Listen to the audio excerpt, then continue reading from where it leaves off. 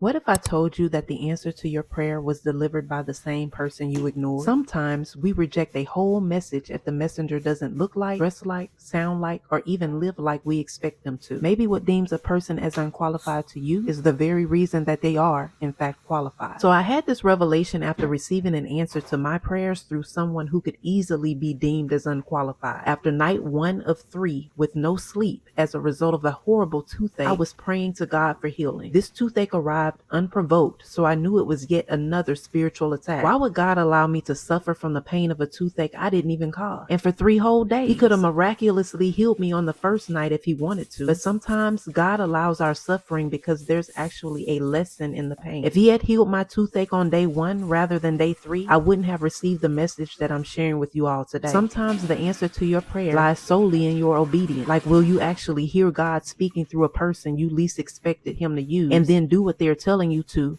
even when it doesn't make sense? Have you ever took one look at someone and consciously decided not to hear them before they even started speaking? Now, I know what I'm about to say goes against everything we've been taught, but in 2025, experience no longer determines qualification. You no longer have to live through something to be qualified to speak about it. I once heard someone say, do you ask your doctor if they suffered from your same illness before trusting their treatment plan? Yeah.